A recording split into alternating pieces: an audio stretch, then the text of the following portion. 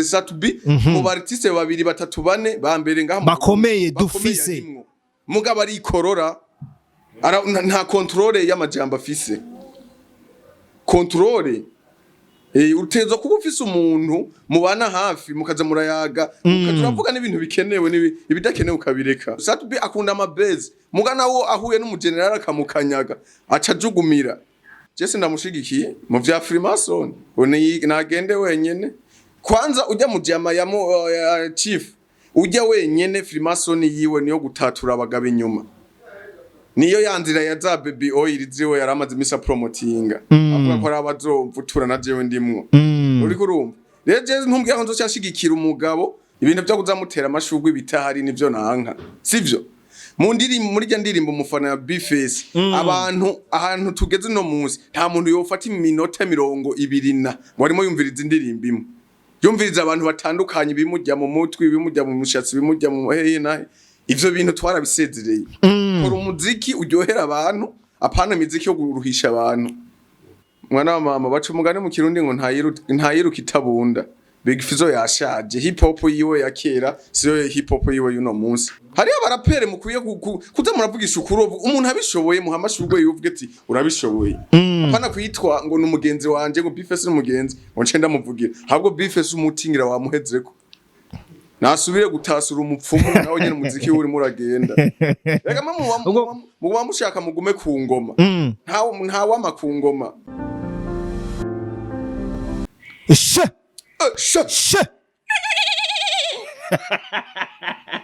Fata General Rufu intumwa 13 kugapira ka Aigle Noir ingona Aigle Noir the fighters fatisha Shakira cyo tuzoguguna abantu Bakunzi ba Yagatech TV murameze fresh inizere ko mumeze neza ku mpande zose zisi. As you know, welcome to my professional game. My name is Alvin Gucci aka Janjalao Sharpshooter, the morning star all the way from Burundi, Bujumbura, like nobody can do that behind camera every day, every time. Tuba turi kumwanya na Mr. Vibe. Abahama image ameze neza. Nongera kandi shimira abakunzi ba Yagatech TV kungene mutahengeshanya kudukurikirana ku mpande zose z'isi mukora subscribe ku mwanya share nyinshi zitandukanye ngo right now ndamubazaniye kandi umwe mu bantu bamaze imisi bavugwa mu majambo menshi cyane atandukanye nguwo ninde ni ntumwa ya 13 Come General Rupfi no mwa 13 Chevale Blanc. Mambo vipi brother? Fresh mkuu. Umeze neza. Niko poa. Kwambara agapira kariko inkona, agapira ka Aigle Noir gasiguye iki mu buzima bwawe? Ko ndumufana wa Aigle Noir. Kabisa. Ndani kidamu. Ewana. Chevala makuru imisi. Ameze fresh. Cyane. Misi minshi mwanangu. Wari wampevye kubera ubwoba. Sigaye utinya no kundamutse. Ari umenyesha makuru agira ubwoba buke. Na byarashitse bugati byaragushikiye nyine. Sinzi ko bizobandanya mugabo ubwoba bwo warajugumiye kunyonga imburumbu. Oya tuba turi ku mwanya turindira ko hoboneka ama content atandukanye ugira turabe ico twobashikiriza abafana badukurikirana ku mwanya. Big brother yola mambo fresh lakini mambo poa vitu vinaenda safi sana kabisa Ray-Ban mu maso kweri ko utokora ikiganiro utaboneka mu maso birakunda byose birashoboka gusa no kwera nkunda marori Nuri muri babandi bagirizwa Urana nka utera ubwoba abantu sijisho nyene ijisho ry'ingabo n'ijisho ry'inkono urumva kuba ari fise ukundi kuntu nanka gukanga abantu Nuri muri babandi bagirizwa yuko hari ibintu murinda gufata kugira mukora ikintu kibarindisha oya Jesse ndimo ivyo bintu je nta nivyo barabifata mwa je navyo je conywa ndanywa ugwagwa ndarugotomera cyane mugabo nk'uyu mwanya wo kumutaga nta nzagwa ninjiramo akagwa ndagasomeye nahejeje akazi kabisa kumugoroba kabisa ni Chevale bakunzi ba Yaga Tech TV mubona turi kumwe hano mu bwami bwa Yaga Tech TV ari abantu benshi bamuntumye bamusaba yuko no muhamagara tugire ico tuvugana kuvyerekeye ibiriko biravugwa hirya no hino muri industry ya 257 ni Chevale usanga abazi utuntu twinshi dutandukanye naho hariho benshi badashimishwa nivyo akunda kuvuga nivyo akunda gushikiriza ariko turagerageza tugira turabe ko twobaha exclusive nyinshi zitandukanye. Chevale uyu munsi hariko havugwa byinshi muri industry ya 257 duhereye ku baririmbyi benshi batandukanye nk'amakuru wewe ushobora kuba ufise ayatajanye wabonye akanenge muri aya mezi 2 canke 3 turiko turagenda kugira turangize umwaka yo barayahe? Amakuru ni meza,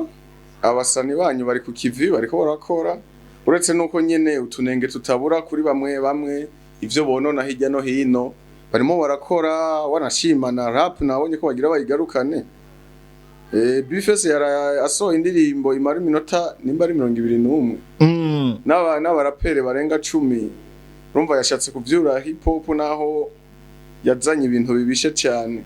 Kingorongoro na T-Max barakoze rap urumva rero bishasha novuga nk'ubu bihari nuko bagomba basubire bavyure umudiho wa hip hop kubera wari wasinziriye cyane. Umaze kuvuga ko nubwo ngo yazanye ibintu bibishe ubivuga wisunze iki kugira uvuge ko ijya ndirimbo Bface ya season 2 ego abafana umufana bako bashimira umufana abafana muri rusangi kuza ukavuga yuko ijya ndirimbo ibishe wisunze iki? Mbo icyari gutuma asohora ijya season ijya ntuze umufana ya kabiri nuko yari kwisunga ko indirimbo ya mbere yakunzwe umufana ko abafana biwe baba barayakiriye neza muga ntigeze ijya mu bantu ntigeze ijya mu bantu kugira rero cyo wimvira gusohora ya kabiri guca ukoranya ngo bafizo baruriro bandi nabandi abapfuye bose ababoze n'abatarabura ngo ugira ubazure ngo ugarukane hip hop sinibaza ko ari system nziza yo kugarukanamo hip hop muratakana mugacanana mugaturitsanya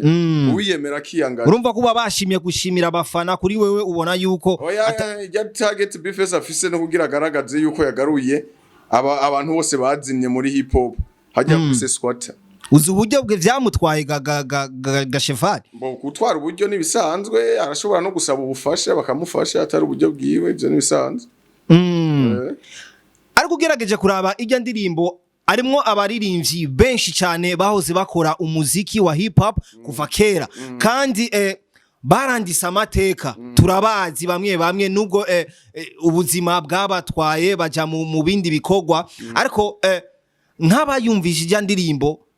bamwe baramuhaye amashugwe yiwe Bface baranamushimira kuba azanye babandi twabona yuko umuziki bawuhevye nko kugarukana D-Rop nko kugarukana Elvis Mapose nko kugarukana ba Dog B bande benshi muri rusangi yazanye barapere nyene kijya gihe tubumvishije twebwe nyene twarumva yuko kabisa umuziki wa hip hop uhagaze neza ariko uyu munsi wewe uri kuvuga yuko nta kintu yakoze cya hatari ajya yari yabuze cyakora ati gute wowe ugenda kuzura kaboze kuye no kuzura kaboze hip hop yo mu myaka iheze gatoyi yabawa Karipawa bantu wanajeshi urumva ijya niyo hip hop yari ikaze yari ryoshe hip hop y'ikinyamuji kocha dushirako ba 90 baraje barakubita hip hop ya fresh ba overdo team urumva kege niho umudiho wa hip hop wari umeze neza wari uhagaze neza ubu rero benshi barabivuyemo igihe cyabo cyaraheze ntutushaka kuvuga ngo ugomba ngo wubake ngo ubundi buzima bwa hip hop oya kujya yabyitwayemo nabi Fizo nyene ari mu barapere ba mbere je nemera ngaha mu Burundi mugabo urumva ingene yaririmbye nko mu underground ubivuga ngo bamuzanye muri rap roriro n'umurapere ujya roro yararapa na kera yararapa usanga ushobora kugusanga wewe ntazo izo yarapa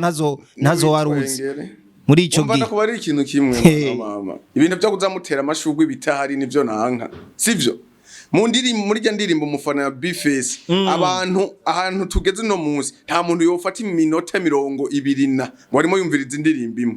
yumviriza abantu batandukanye bimujya mu mutwe bimujya mu mushatsi bimujya mu hehe nahe ivyo bintu twarabisezereye kora umuziki uryohera abantu apana imiziki yo guruhisha abantu kugira uvuge ko akaruhisha abantu ni kubera iminota y'ijya ndirimbo kungene none ngo message ubushatse gutanga hajya ni erega hip hop ni message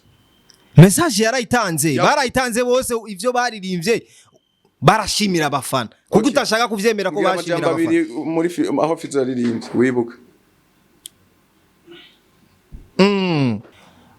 ushatse kuvuga yuko mu mistari Big Fizo yaririmbye yuko atana kimwe cya hatari yaririmbye muge dusanzwe tuzi yuko no na kera muri wanajeshi mzee wa kazi yarahagaze bwuma nubwo tutari muri wanajeshi yavuze ngo acane wenyene kabisa urumva Big Fizo ko ari mkali wa hip hop none umaze kuvuga muri rya ndirimbo umufana ngo atabirenze vya Big Fizo ubwo ntushobora kuba uri kurazana kagatima kawe ko muri zanzira zo gushaka guponda mwana wa mama baca umugani mu kirundi ngo ntayiruka itabunda Big Fizo yashaje hip hop yiwe ya kera siyo hip hop yiwe yuno munsi hajya muri rya ndirimbo umuntu novuga ko yacanye rero rya rukobwa nimba gwitwa Gadis rya mwana namukurisha po no ndamukurisha po yarakubise hip hop y'amafyeri hip hop ya kisasa hip hop y'ikinyamuji nawe uri murazana abo bandi bose ngo ariko bararimba ivyo baririmba Daki ivyo bintu kena okay kena umvirize hip hop T-Max yakoze na Kingorongoro uca wumva ko hariho different narujya kwa Bface hari abarapere mukwiye kuza muravugisha ukuri umuntu abishoboye muha amashurwe yuvuge ati urabishoboye apana kwitwa ngo numugenzi wanje ngo Bface numugenzi ngo nce ndamuvugira ahubwo Bface umutingira wamuhezeko nasubire gutasura umupfumu nawe nyene umuziki uri muragenda rega mu mushaka mugume ku ngoma nta wama ku ngoma ubwo naco mufana na Bface naco dupfiki iki cyaho giheze menya ko giheze uje mu bindi nimo muziki wase ja mu bindi urekera abandi bafite amaraso mashasha ariko chevale kenshi ugerageje abantu ngo bagerageje kukumva ngo kenshi ukunda guhagarara mu nzira za negative cyane ngo biba gake kugira uvuge neza aba artiste bamwe bagakwidogera ko ufise target yo gushaka kubaponda kubamanura ariko wewe ugashingira mu kuvuga yuko uri kurasapotinga kugira ngo bikosore eske nta vyiza vyabo bafise ivyiza birahari Bface irakoze indirimbo nyinshi za la difference niki yarabikoze none yo kwa makora ivyiza gusa erega ntihabura umunsi kubita swatter none mugume mushigikira byose ko ari vyiza indirimbo mari 21 nguri murazana ngo bishashe cyo kurisha abantu ubu hari abantu bakiye abantu n'uburuhe bifitiye mu mitwe yabo hari ivyo kumviza indirimbo igaruka muri vyahindi by'abafana support kuba hip hop nguri muragarukana bapfuye reka turabaho izoshika nyandirimbo support oya nubwo atana hamwe yoshikaho wewe wifuza ariko hari ahandi hantu nkeka yashitse kubasanzwe abasanzwe bafana bajya abantu wumvishije muri rya ndirimbo ya Bface oya Bface aho guca usanga umupfumu wiwe yababwiye ati genda uzure bajya bose babuze ugarukane bande niho uzosubira kuri hit rega yazimye Bface yagiye nagenda tasura umupfumu yongera akora akagoma kandi kaje mu bantu ibi byo kuvuga ngo ugarukane hip hop ibiki sivyo Bface akeneye ko hip hop yiwe ivuzwa ni atake Fabirov ni batakane Fabirov batakanye bajya biraryoha ingorane rero yaba barimvyi bacu bashaba bishiramo inzigo bakabishiramo umutima mubi ariko siko vyategezwa kumera no muziki uno munsi bavuga yuko jewe hari abo ndengera ariko nukutaratahura game kundi panze nande hariyo nk'ibindi bihugu bavuga ati twari dukeneye umuntu nk'uyu none no ngaho erega na mu Burundi hari abantu bantahura banankundira ivyo bavuga turi umuntu w'umugabo ibyo bintu ukora hari benshi byaye byarananiye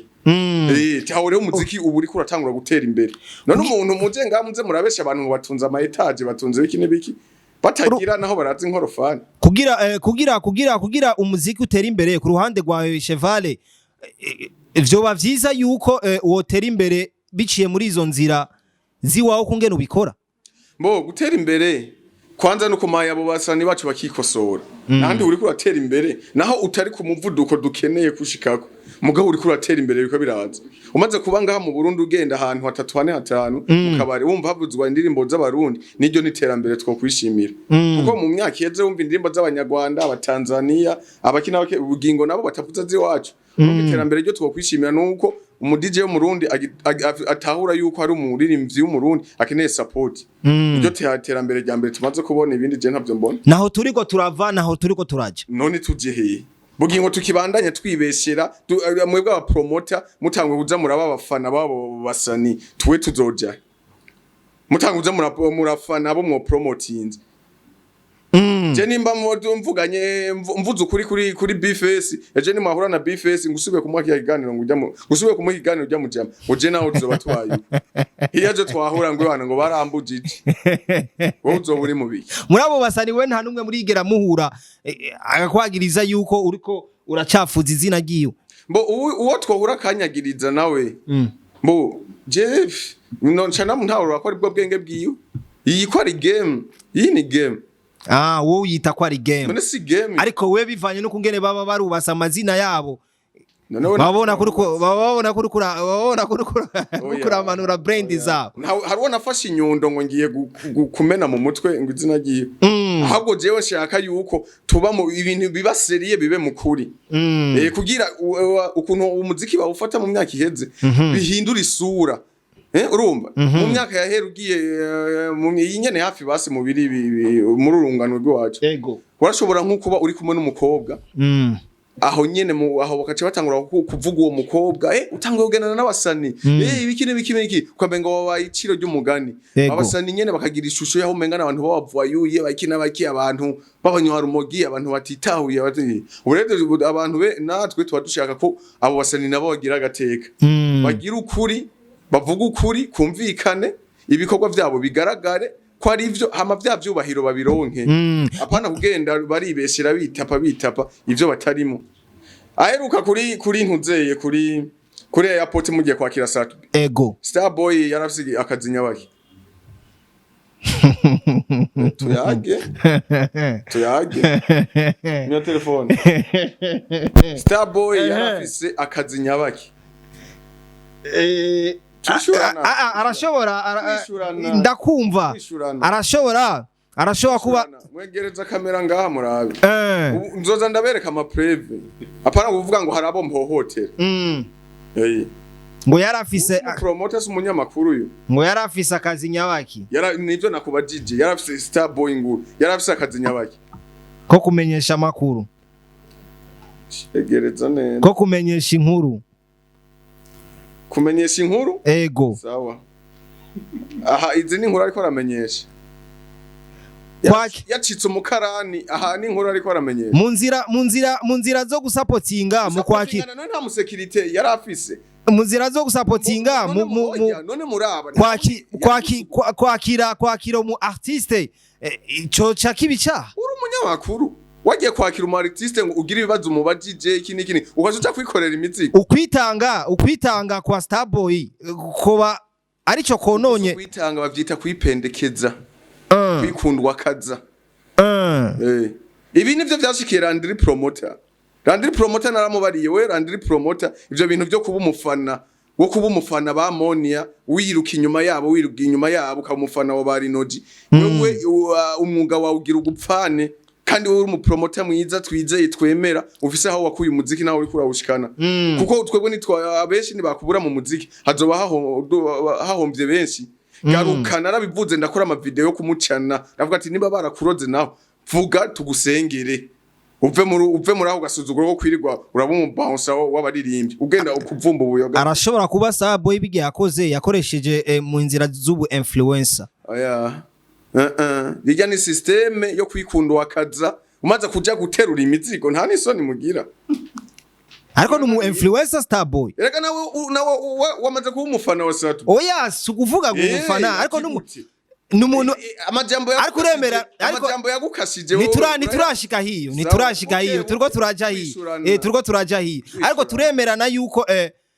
Starboy asanzwe ari numu influencer. Bandanya kwakira kujya umu artiste tumuzi nk'umuki tumuzi nk'umuki ubu influencer uravyanze. Starboy tumuzi nk'umuki numu journalist akongera kandi akaba numu influencer aho nyene aho twubahane none abaye umukarani gute urumva mu nzira za influencer uravyanze. Starboy tumuzi ko ari umu journalist ko ari umu promoter sivyo none yagiye guterura imizigo ryari nivyo vyari bimutwaye kuri airport nimwe muri ko muri umuziki namwe bwe nyene wewe ibibazo byari bigutwaye kuri ubaze Satubi wamubajije arikafata neza umu artiste w'umurundi none ntaba bounce agira bounce yaragijwe kandi kazi yari ni wasuguma ijya ntuze arega kidogo nawe wari kwavugenda guhanagura yaje ngo kari turgo tuja hiyo nyene Sadbi twaragiye kumwakira ku kibuga c'indege aho yaravuye muri Tanzania aho yaragiye mu bikorwa byinshi bitandukanye harimo n'ivyo guserukira umuziki wacu mwiza guserukira muri Tanzania kuko nibiganiro byinshi yagiye arakora yagiye representa umuziki wacu kandi yongera kandi agirane ashikiriza bimwe mu bikorwa byiwe bitandukanye.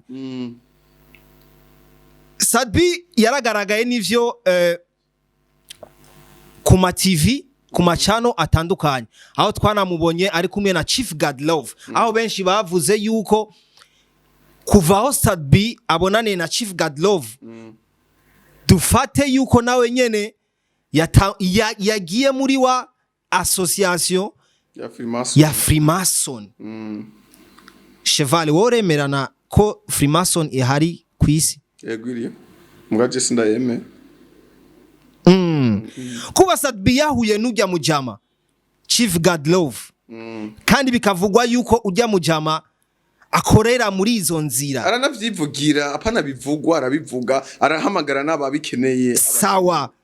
twemeranye ko na Sadbi rero tugiye kumubona yuko yamaze kwinjira mu ba Freemason tayari yarinjiye Satubi yarinjiye kuko target ya mbere ntiyatweretse inzira z'ibiganiro yatweretse imbwa ziko ziramwirukana mu rupangu ako yarakoreze ibiganiro Cheval yarabikoze ibiganiro yabikoze narabikurikiranye byose Satubi ikintu ca mbere mbo basi naho mwama muvuga ngo jewe ngo nimba hari ico dupfa cyangwa ndaponda nka karorero ku rugendo rwa Satubi Satubi wombwira gute uri umuntu umaze kuvuga ngo warubatse izina mu gihugu uvuye mu gihugu ugiye mu gihugu kibanye nk'umuntu azwi bazi kuko kugira ashike kwa Chief yanze ko hariho communication yabaye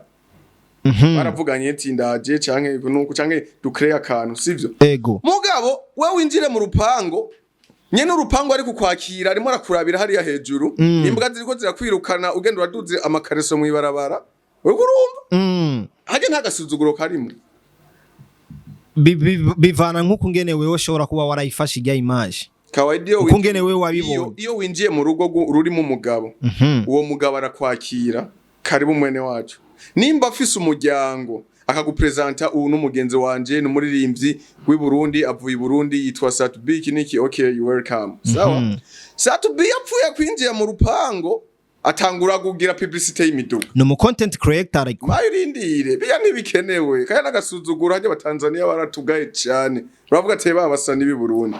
uja kugura imiduga umenga nibitangaza ubonye ngona ngo iyi ngo ni V8 ngo iyi ngo ni Lamborghini ngo iyi Mungu wangu ariko ibintu ari kubikora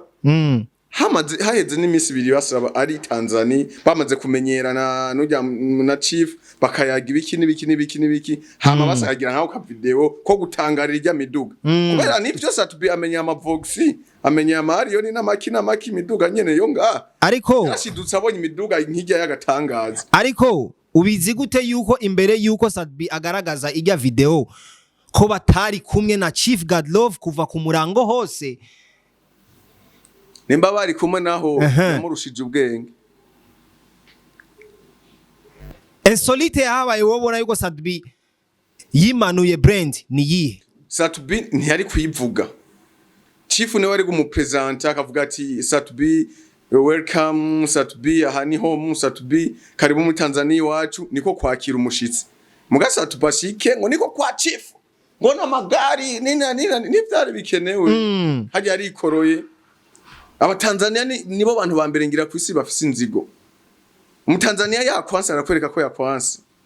Si nkuko uko abandi yamutwenga agasigara ry'umusaya yagiye. Aba Tanzania yakwansa arakwereka ko yakwansa. None mwagiye murakurikirana n'ibiganiro Sadbi yagiye akora Tanzania. Urabona n'aba journaliste ko bavuga umenga ntibanamwishimiye. Aheruka nababwiye ko indirimbo z'abarundi ngaha zitavuzwa hari. Murahari muratera ivyatsi. Sadbi nyene abwiye ujya mu journaliste tinshiramwe indirimbo ya Kiriku na ntuzeye na Rinoji bakivuga ngo aha nihe yabaza ngo inaitwa unasema inaitwa aha nihe aho sanga ngo fanya ngo h nini ngo ai ngo h urumva urinde gusigura ariko kijya kintu Sadbi yakoze ni ciza naragikunze nivyo kiya naragikunze mugabo urabona ko batazwi indirimbo zirashobora kuba zitari bwashike hajya zishobora kuba zitari bwashige hajya hano cyangwa ugasanga kwa kundi bobo bashira imbere ibikorwa vyabo hari ukungene badakunda kugaragaza yuko ibikorwa vy'iwacu babifana babisupportinga. Nta Tanzania supporting umuziki w'u Burundi cyangwa ifana umuziki w'u Burundi nitubeshanye vraiment Tanzania afite ni ubona bigusubiriyemo nibo bantu bambere ngira bana bifise n'inzigo sivyo kuvuga ngo umuziki uvuze wa Tanzania ni wo muri Kenya Sauza n'abaganda bakeyi no mu Rwanda bakeyi nka babiri baravuzwa naho nyina pana misi yose turi kuza tubeshanya ngaho. Okay ariko Chevale abantu kenshi bakunda kukumviriza ari abantu baba bibaza yuko wewe hari ikintu nyamukuru cyane mushaka kuba mufana Sadbi. Eske nta vyiza vya Sadbi woba uzi canke ufise woza imbere y'abantu ugashikiriza? Ivyiza vya Sadbi jewe nzi nuko arimba umuziki mwiza unawufana naho uguma ngaha mu Burundi nyene mugarimba umuziki unawufana kandi ndanawufana ndanawukunda je n'indirimbo za Sadbi ni nkene noba ntazi naho wohera muri ziriya za kera yatanguriyeko umuziki wo ndabufana kandi nabivuze Sadbi mu artiste babiri batatu bane bambere ngaha bakomeye dufise mugabo ari ikorora nta controle y'amajambo afise controle utezo kuba ufise umuntu mubana hafi mukaza murayaga mukaturavuga n'ibintu bikenewe ibidakenewe ukabireka. Dusubiye inyuma gato uvuze ko hari indirimbo za Sadbi usanzwe uzi nyinshi cyane nkizi twumva naho ushaka mbaza n'umwaka ati ririmba indirimbo yaririmbye muri 2014 izihe ducishirizemo twumve vya vrai kumbe wa muntu nubwo avuga twende naraye ndosiketse indani ririmwo ubutumire unumira ku mugeni wiwe ukase yari ivy'abandi naraye ndosike tugere ku yindi twende za kera ndabe ko wamufana no kuva kera twende umunsi umwe nagiye mukinanira ngiye kuramutsa umugenzi wanje ningo ndagenda maze mwura n'umukobwa kubera ubwiza bwe antera amameza ndamutararika twendere ya gatatu twende oya ya gatatu ndirashatse zitatu bwira numve yuko wamujama kumbe ego aha cha tugenda ku indirimbo yo nakunda yavuga ngo hako kwishira hejuru washigwa n'abantu no mu jambo ry'Imana irandise mana fashume ubwitonzi n'ubukerebutsi umwe buri yihonde y'imihari oya Sadbi yarasaba Imana ubwitonzi n'ubukerebutsi n'ubwenge ukoresha rero ubwo bwenge Imana wasabye Imana umenye ivyo uravuga iki handi uje Sadbi ntaco dupfa kabisa mwiza ndanamwemera umva ko ndi umufana we kuva kera kabisa mugabo avuze bitajanye cyatwurirana nta cyizera ufise yuko Sadbi ashobora kugeza umuziki w'u Burundi ku yindi ntambwe ishimishije haha nyene twamenye ko umuziki wacu wogera cyo cyizere kirahari ati gute nibagabanya amajambo y'uburofa ibikorwa bigaragare erega umuziki wubaho ugeze umuziki uri promotinga muziki none abasauza ntitubamenya tutumvura imigwabo mu mabwate tugatamba indirimbo zabo tutavyumva tutumva na kimwe rega natwe mu Burundi gihe nicyagera tuzohora twumva imiziki yacu irimo iravuzwa hariya na hariya mugabo ntihabe ibintu Sadbi akunda amabeze mugana wo ahuye n'umugenerali akamukanyaga acajugumira beze ni nziza iratuma umuziki ugera ahantu wogeze biratuma nyene abarundi batumviriza ivy'abandi bantu bo hanze biki nimba hatari abarimo barakora amahiti habeho nibiganiro nk'ibi abantu bumvirize bavuge ati naka tumviriza ingwano yabe izoherera iki bikaryosha entertainment twizere yuko mu nzira za Freemason zishobora kuzomufasha Sadbi akaba ikindi kintu gihangange Jesse ndamushigikiye mu vya Freemason nagende wenyene kwanza ujya mu jama ya chief ujya wenyene Freemason yiwe niyo gutatura abagabo inyuma niyo yanzira ya za baby oil ziwe yaramaze imisa promotinga avuga ko arabazovutura na jewe ndimwo uri kurumva rero je ntumbwiye ko nzocyashigikira umugabo yabira abandi bagabo inyuma bugingo jewe idini nsengeramwo ivyanka inemeza nuko ari byo bintu vya mbere bishisha Imana uravyumva je sishobora kuca ndamushigikira ngo jamwo neza na neza ngo injiramwo kubera ayo maronko wabonye abandi ngo iki urumvaga muta Freemason zubu ntizigisaba ibitambo by'amaraso hariho n'ibindi bikorwa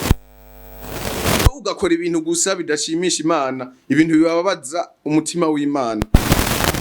igiti wowe uzokwabira abagabo 10 ku munsi kandi bitezwa kubuko nyene amafaranga turayaguhaye imidugu ushaka ngi turayiguhaye amaze turayaguhaye eske kubivuga ngo kumengo nawe baramaze kuguha ayo mategeko jewe ndabaza ndatembera nkayaga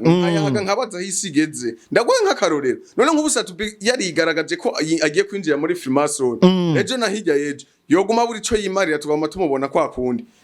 ubona uzobwira ko atari base zocumbwira ngo ashobora kuba ama condition cyangwa icyakabiri nacyo nk'ubu mu muryango ugize umwaku sivyo ndamwifurije nk'akarorero hakitaba Imana umuntu mu bantu tuvuga ngo yego cyane yacyamwe ngo biratanguye guseha abantu ngo biratanguye guseha abantu ari wavyivugiye nawe ucutu umutima ijya hahiye inyubako yo kwa Wiri batenda mu Kabondo ababipostinze nagenda bona ama commentaire bashizemo baranabivuze ati ya Freemason ya Sadbi biratanguye gukora urumva kandi Sadbi anywera kwa Wiri ni n'umugenzi wa Wiri wari rujya rudeke barubatse urumva ko bitaryoshe tubabara ukavuga ati mugenzi wanje kandi nawe nyene iyo nyubako arashobora kugira agatima kumwana w'umuntu ticanye bya bintu nibyo ugasanga ura créer beef n'umuntu ahora guha akazi ahora guha ubugari